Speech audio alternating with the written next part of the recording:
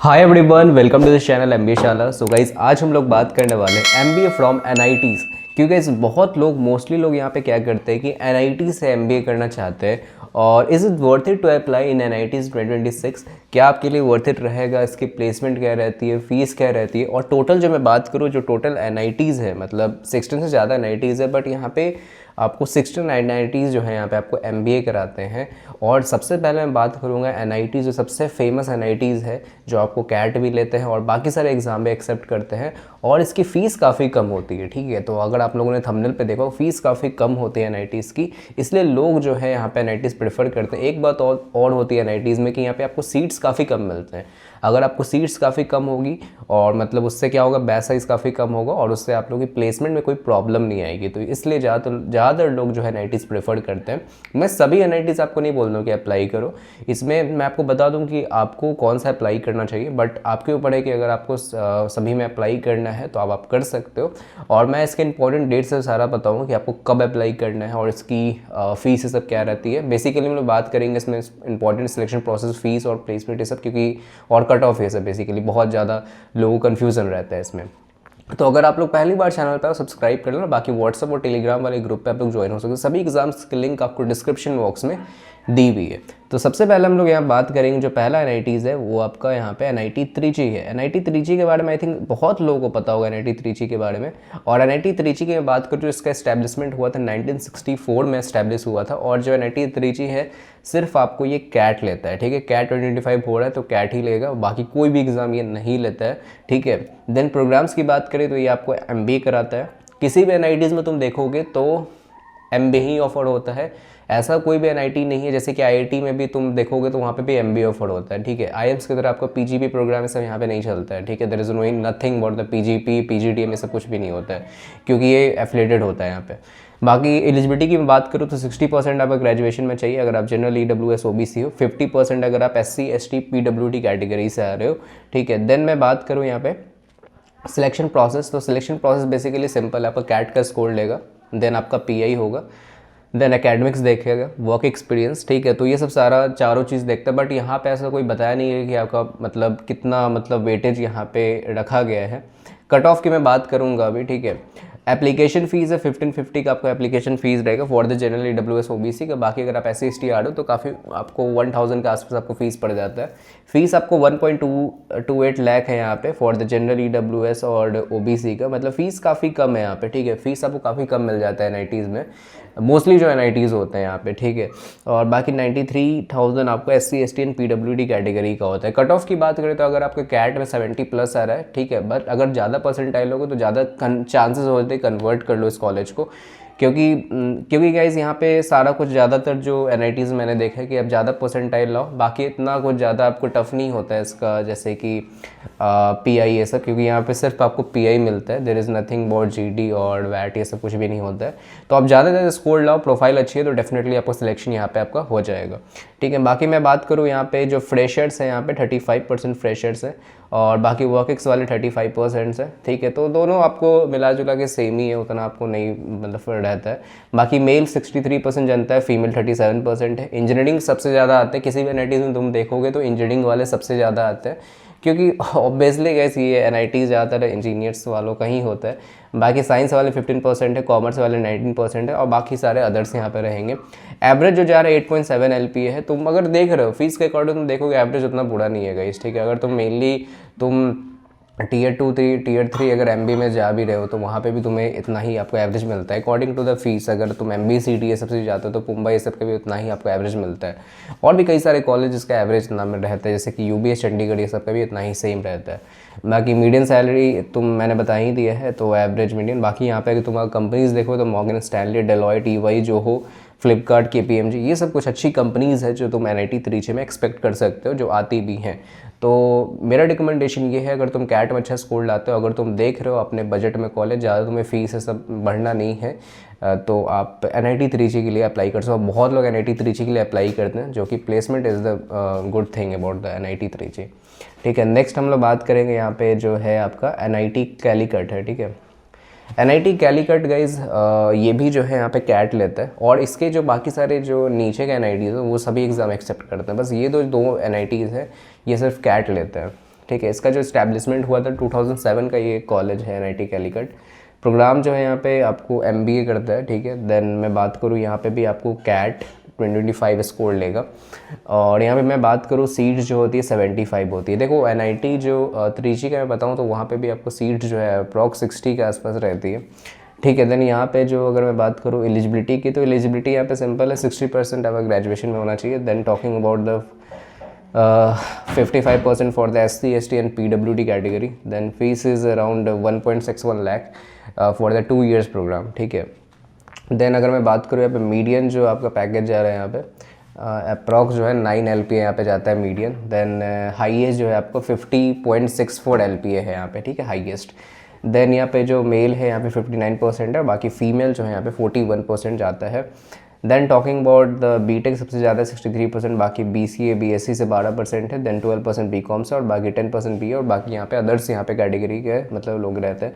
Then EY, Deloitte, TCS, Amazon, Berger, then Reliance, TCS, ये सब सारी कंपनीज आपको यहाँ पे NIT कैलीकट में आएगी। तो NIT कैलीकट भी आप अप्लाई कर सकते हो। कैट में अगर आपका डिसेंट परसेंटाइल है 70+ है तो आप NIT कैलीकट के लिए अप्लाई कर सकते हो। यहाँ पे भी आपको उतना प्रोफाइल अगर अच्छा है तो डेफिनेटली कन्वर्ट हो जाएगा। अब जितना आप ज़्यादा परसेंटाइल लाओगे कैट में, उतने चांसेस है कि आपका कन्वर्ट होने के चांसेस काफ़ी रहते हैं, क्योंकि यहाँ पे भी आपको जो अप्लाई करने वाले रहते हैं वो आपको 1000 के अप्रॉक्स रहता है, तो उससे आपको कम्पीट करना पड़ेगा बेसिकली, ठीक है। तो ये सब सारी चीज़ यहाँ पे रहते हुए आपको दिखेंगी।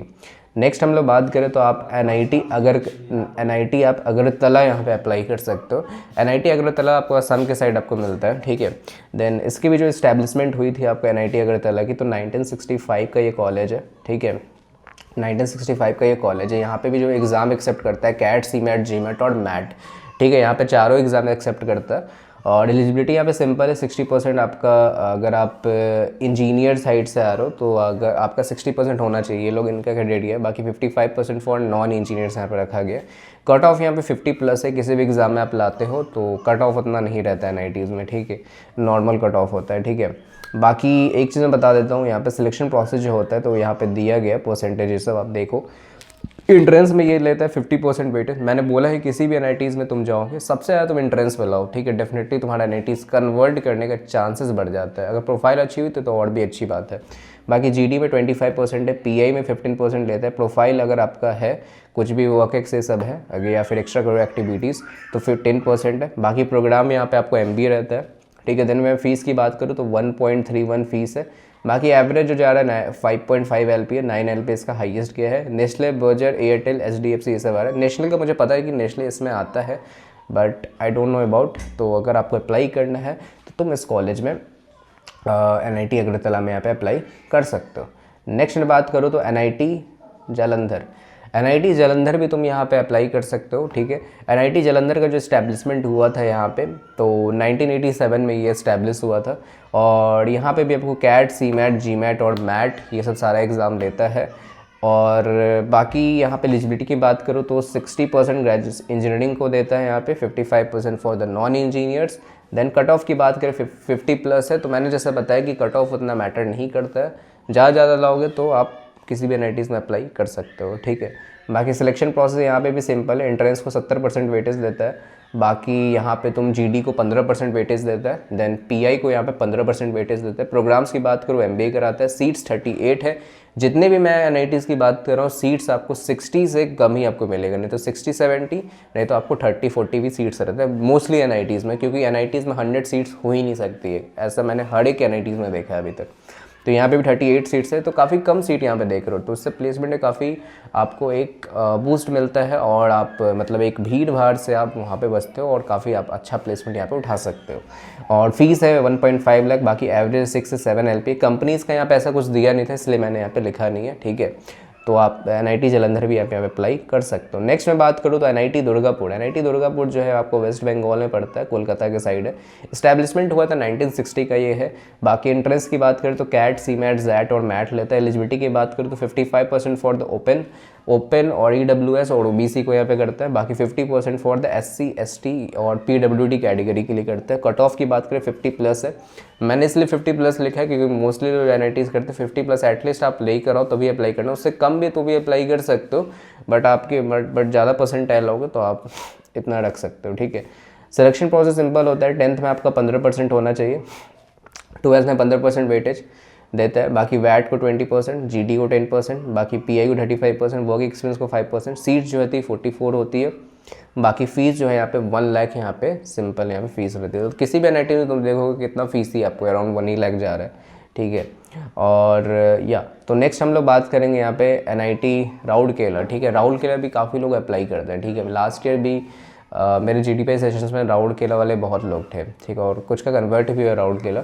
1955 का ये कॉलेज है राउरकेला, एंड ये भी जो है एग्ज़ाम जो एक्सेप्ट करता है कैट, सी मैट, जैट और मैट करता है। बाकी एलिजिबिलिटी की बात करूँ 60% अगर आप मतलब ओपन से कर रहे हो, ठीक है। ओपन मतलब ओपन में आपको जनरल EWS और OBC आते हैं, बाकी 55% for SC ST, cut off 70+ है, इससे कम भी है तो भी अप्लाई कर सकते हो।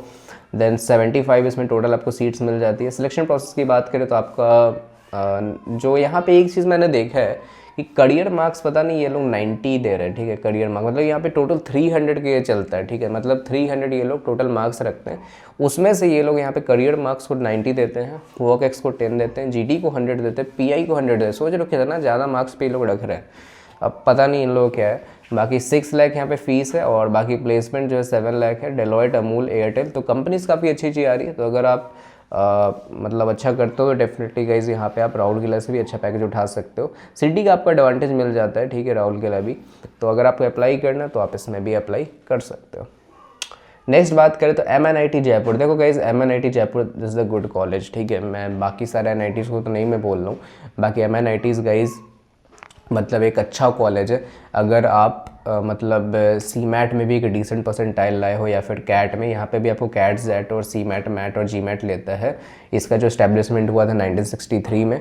तो MNIT जयपुर गाइस एक बहुत अच्छा कॉलेज है। इस बार भी काफ़ी सारे स्टूडेंट्स का मेरे यहाँ से कन्वर्ट हुआ MNIT जयपुर में। और डेफिनेटली गाइस मैं बोलता हूँ अगर आपको कोई भी कॉलेज कन्वर्ट नहीं हो, अगर आपको MNIT लग गया तो डेफिनेटली आप MNIT में जा सकते हो, ठीक है। क्योंकि MNIT गाइस आपको सीट्स देख लो 75 है, कट ऑफ 80+ है।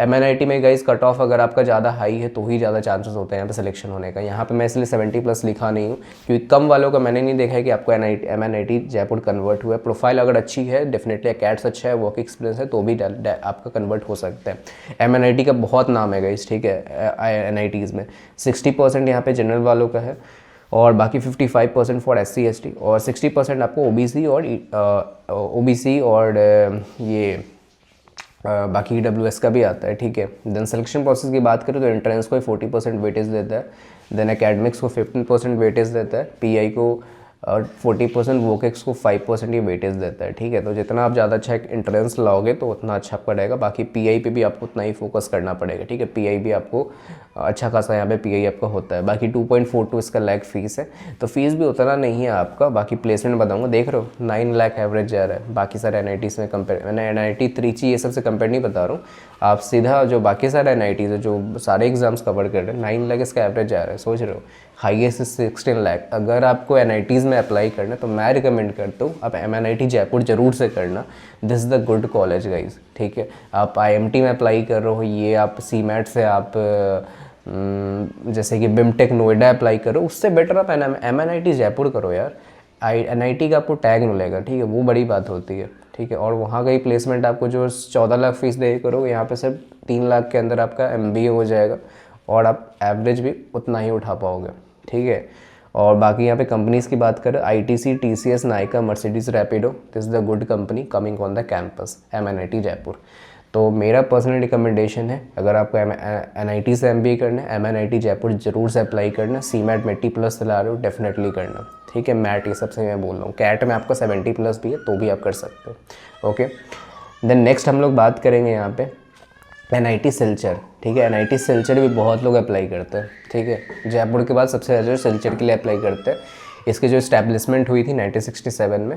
NIT का जो उसको टैग मिला था वो पहले 2007 में मिला था। इससे पहले इसका रीजनल नाम करके कुछ इसका हुआ करता था, ठीक है। इस कॉलेज का प्रोग्राम जो है यहाँ पे MBA कराता है। एलिजिबिलिटी यहाँ पे 60% फॉर जनरल, EWS, OBC को मिलता है, 55% फॉर SC ST को है यहाँ पे। कट सीट्स की बात करें 75 यहाँ पे टोटल सीट्स होती है। एग्जाम्स की बात करें तो आपको कैट, मैट और CMAT यहाँ पे लेता है, ठीक है। कट ऑफ की बात करें 50% आएगा, इससे ज़्यादा लोग जो ज़्यादा बेटर रहेगा। फीस इज़ 2.38 लाख है और एप्लीकेशन फ़ीस है 2000 फॉर जनरल ओबीसी और बाकी 1250 आपको फीस जो पड़ जाता है SC ST एंड EWS के लिए। बाकी सिलेक्शन प्रोसेस की बात करें तो 10th को आपको 10% देता है, देन 12th को यहाँ पे 10%, एंट्रेंस को 50% है और GT वैट और PA को 30% वेटेज यहाँ पे देता है। ठीक है, तो ये बेसिकली यहाँ पे इसका मैं बता रहा हूँ NIT का। एंड देखो यहाँ पे एक चीज़ मैं बता देता हूँ, NIT सिलचर का तुम अगर देखोगे ना, NIT सिलचर का, तो यहाँ पे इसका जो एवरेज आ रहा है वो 7.5 LP है इसका एवरेज। ठीक है, बाकी इसका हाईएस्ट जो है यहाँ पे 10 LP है। बाकी यहाँ पे 40+ यहाँ पे ऑफर्स आया हुआ है NIT सिलचर में। और यहाँ पे तुम देख रहे हो मार्केटिंग में सबसे ज़्यादा ऑफर्स हैं, 24 ऑफर्स हैं मार्केटिंग में। फाइनेंस में 10% है। बाकी Deloitte, ITC, Airtel, Amul, IDBI, ये सब सारे जो कंपनीज़ हैं यहाँ पे आपको ऑफर करते हैं। तो this is the good package around. अगर आप 3 लाख इन्वेस्ट कर रहे हो, अगर आपको एवरेज 7.5 है, तो this is the good college for you. After मैं MNIT के बाद बोलूँगा तो आप सिलचर के लिए अप्लाई कर सकते हो फॉर द एवरी एग्ज़ाम। बाकी जो टॉप में रखते हो वो NIT त्रिची को रखो। ठीक है, देन मैं बात करूँ आपका जो एक आ जाता है NIT कर्नाटका, जिसको हम लोग सूरतकल ही बोलते हैं, NIT सूरतकल। इसका जो इस्टेब्लिशमेंट हुआ था आपको 1960 में है और यहाँ पे थोड़ी सीट्स आपको मिलती हैं, बट 80 है, अप्रॉक्स 80 आपको सीट्स मिल जाती है। इसमें जनरल की 32 रहती है, बाकी 12 आपको यहाँ पे SC कैटेगरी की, 6 आपको ST कैटेगरी है, बाकी 22 आपको OBC कैटेगरी सीट्स मिल जाती है, बाकी 8 आपको EWS की यहाँ पे कैटेगरी की सीट मिलती है। देन मैं बात करूँ यहाँ पे एलिजिबिलिटी की, तो 50% यहाँ पे आपका ग्रेजुएशन में होना चाहिए फॉर जनरल, EWS और OBC category. Then 45% for SC ST अगर आप हो तो।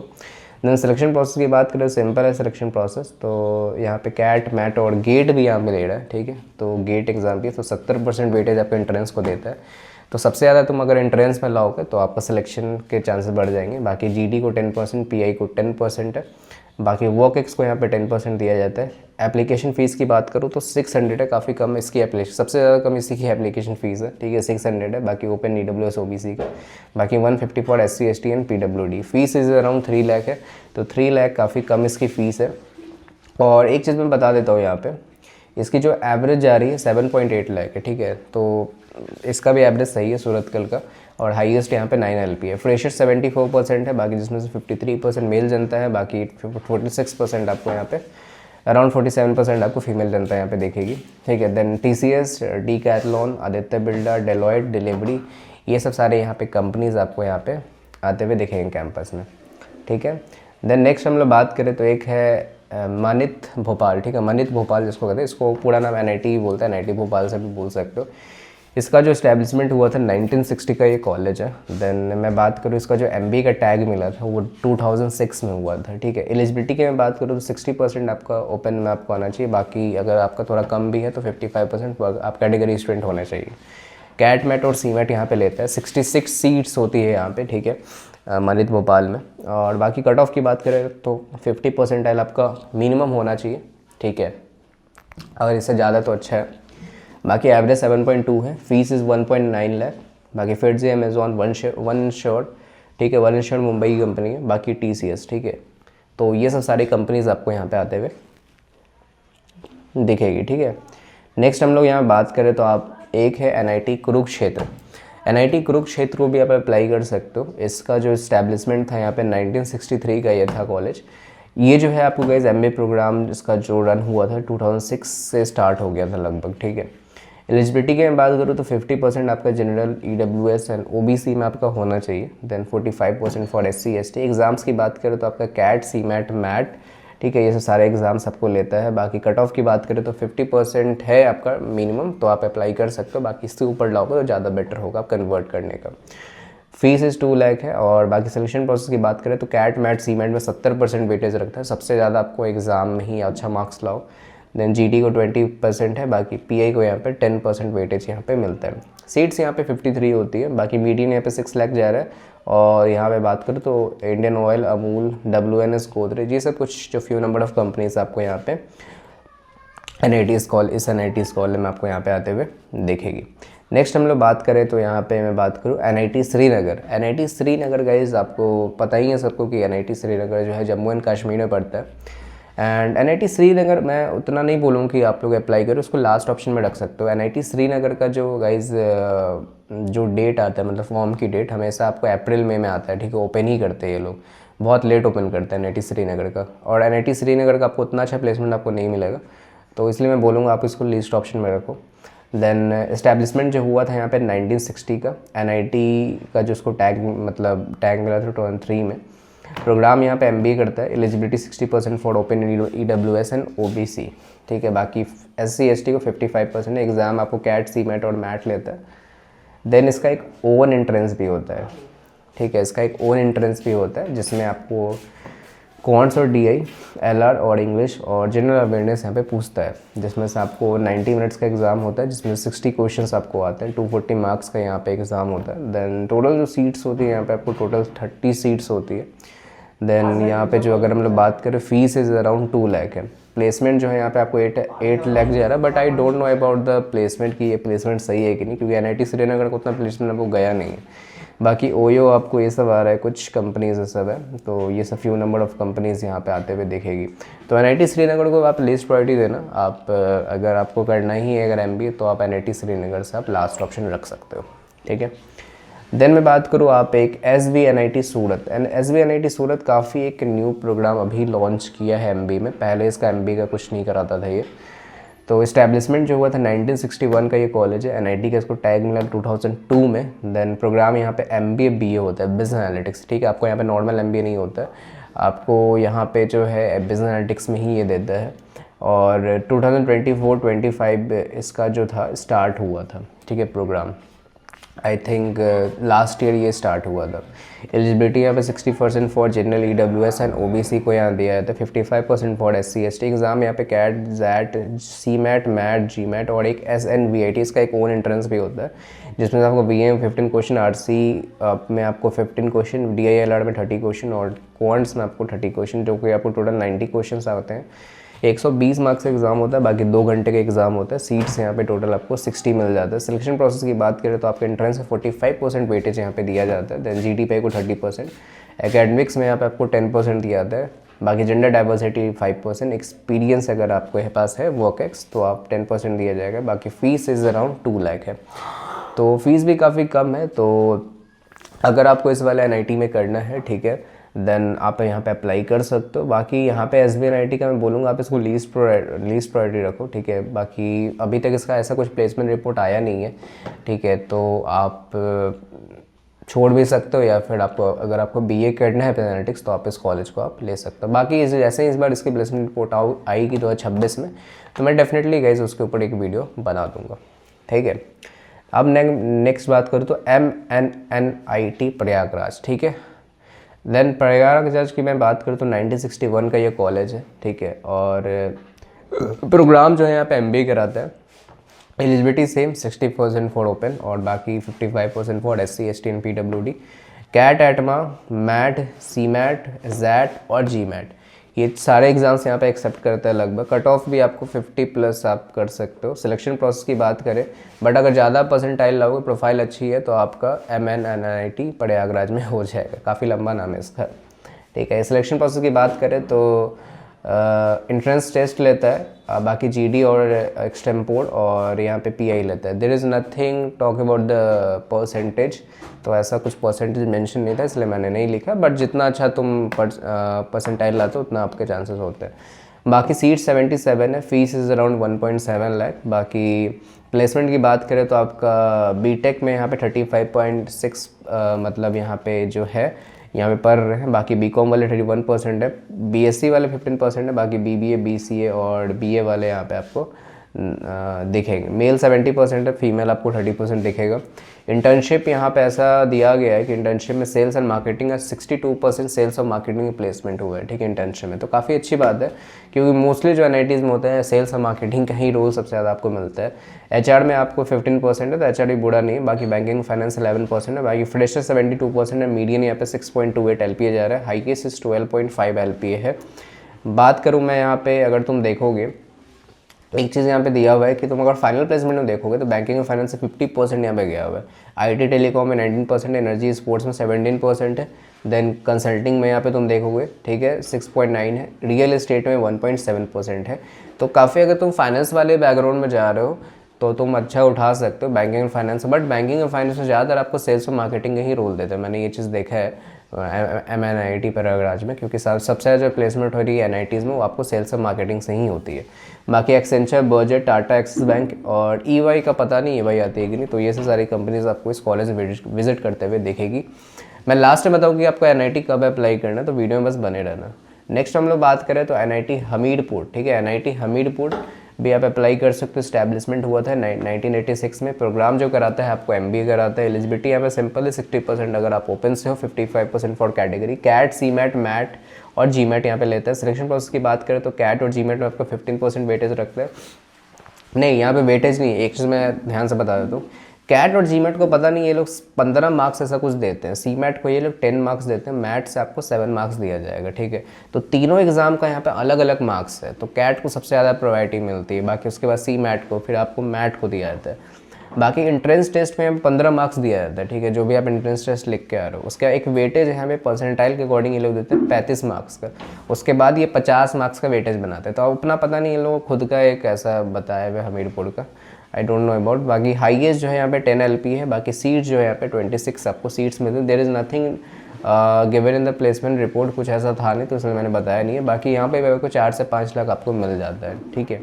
अब मैं लास्ट में बात करूँ तो आपको NIT वारंगल आता है। NIT वारंगल भी काफ़ी लोग अप्लाई करते हैं, ठीक है, और लास्ट ईयर NIT वारंगल भी कन्वर्ट हुआ है, ठीक है, मेरे यहाँ से GD पे सेशन से। तो इस्टेब्लिशमेंट जो हुआ था 1959 का ये कॉलेज है। प्रोग्राम जो है MBA कराता है। एलिजिबिलिटी 60% है for the open, 55% for SC ST। और एग्ज़ाम जो है कैट, मैट और GMAT कराता है। कट ऑफ की बात करें 70+ है। आप जितना यहाँ भी, ये भी अच्छा कॉलेज है, तो ज़्यादा परसेंटाइल लोग कन्वर्ट करने के चांस आपको ज़्यादा बढ़ जाते हैं। सिलेक्शन प्रोसेस की बात करें तो एंट्रेंस टेस्ट, GDPI। फीस की बात करें तो आपको 77,000, आई थिंक ये 1 साल का, 2 साल का आपको 1.5 आपको पड़ जाता है। सीट्स काफ़ी कम है, 40 सीट्स है। मीडियन आपको 6.5 लाख जा रही है। हाईएस्ट जो है 15 LP है। मेल को यहाँ पे 55% है, 45% फीमेल जनता है। फ्रेशर्स यहाँ पे सबसे ज़्यादा, किसी भी NIT में ज़्यादातर फ्रेशर्स होते हैं और इंजीनियर सबसे ज़्यादा होते हैं। और एक्सपीरियंस है 45% है। बाकी रिलायंस, एक्सिस बैंक, एयरटेल, ये सब सारे गाइज इस कंपनी यहाँ पे इस कॉलेज में आपको NIT वारंगल में आते हुए दिखेगी। अब देखो गाइज, मैं फाइनल आपको एक थॉट बता देता हूँ कि आपको NIT में अप्लाई करना है चाहिए फिर नहीं, और NIT का फॉर्म कब आता है। NIT का देखो फॉर्म गाइज, आपको जो NIT 3G का फॉर्म आता है वो आपको नवंबर के बाद आता है, आफ्टर कैट एग्जाम। दिसंबर के टाइम में आपको NIT 3G ये सब का आ जाता है, ठीक है। और जो मोस्टली NITs है जो कैट के बाद जो एक्सेप्ट करते हैं बाकी सारे एग्जाम्स, वो आपका जनवरी, फरवरी, मार्च, अप्रैल, किसी जैसे कि NIT श्रीनगर का तो मई में आता है फॉर्म, ठीक है, अप्रैल मई में।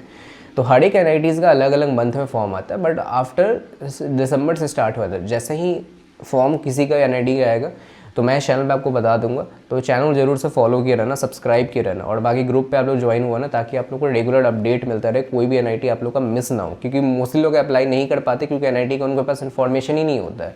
और ये सब सारे जो इन्फॉर्मेशन मैंने दिए हैं वो सब सारे आपको ऑथेंटिक मैं दिया हूँ, वेबसाइट से उठा के दिया, और बाकी सारे और भी बच्चों से मैंने बात किया जो NITs में ऑलरेडी देर स्टडिंग, ठीक है। तो ये सब सारा गाइज मैं आपको बताया हूँ, अंदर की भी कुछ मैंने बातें यहाँ बताई हैं जो प्लेसमेंट यहाँ पे चल रहा है। बाकी अगर आपको अप्लाई करना है तो आप कर सकते हो, आपके ऊपर है। बाकी मेरा गाइज आपको काम है कि बाकी सारे कॉलेजेस के बारे में बताऊँ। आप नेक्स्ट वीडियो किस कॉलेज के ऊपर आप चाहते हो तो आप ज़रूर से आप बता सकते हो definitely. And all the best guys for your CMAT, CAT और बाकी सारे एग्जाम अगर आप ZAT ये सब अप्लाई कर रहे हो। एंड जैसे ही गाइज कुछ भी अपडेट आता है NITs के इस साल के एडमिशन में, मैं डेफिनेटली गाइज उसके ऊपर वीडियो बना दूंगा और आप लोग को अपडेट दे दूंगा।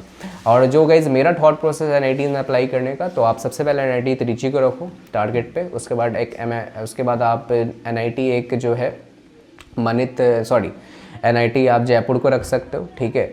वो दोनों कॉलेज गाइज मुझे काफ़ी अच्छा लगता है, ठीक है, और एवरेज भी काफ़ी अच्छा दे आपको दे रहा है। और भी काफ़ी सारे NIT जलंधर ये सब को अप्लाई कर सकते हो, वारंगल कर सकते हो। This are the good NIT college, ठीक है, क्योंकि फीस काफ़ी कम होता है, प्लेसमेंट भी आपको जो आप 14 लाख वहाँ पे इन्वेस्ट कर रहे हो, बाकी सारे आप कॉलेज में सोइल ये सब करके, तो आपको उतना आपको एवरेज यहाँ पे मिल जाएगा, जो अच्छे खासे NITs हैं, ठीक है, ऑलरेडी यहाँ पे अपना ब्रांड बना चुके हैं, और खासकर आपको NIT का हमें ब्रांड नेम मिलता है, तो ये काफ़ी बड़ी बात होती है। और बैच साइज़ भी काफ़ी कम होता है, तो आपको प्लेसमेंट में उतना प्रॉब्लम नहीं होता है। बाकी सारे आप कॉलेज में जाते हो, PGDM करते हो, 300-400 का बैच साइज होता है, और कॉम्पिटिशन ऑलरेडी काफ़ी होता है, तो उतना इन्वेस्ट करके आपको उतना मिला नहीं, तो गाइज ये क्या मतलब कोई फ़ायदा ही नहीं हुआ, ठीक है। तो आप 1 से 2 लाख इन्वेस्ट करो, अगर आपके पास इस साल MBA करना है तो डेफिनेटली आप NIT को टारगेट कर सकते हो, ठीक है। तो all the best guys once again, and thank you guys for watching this video. And video अगर इतना देख लियो तो ज़रूर से लाइक करना और सब्सक्राइब करके जाना, शेयर जरूर से करना जो भी लोग NIT टारगेट करना चाहते हो, ठीक है। And thank you guys for watching this video, and bye bye and goodbye, thank you.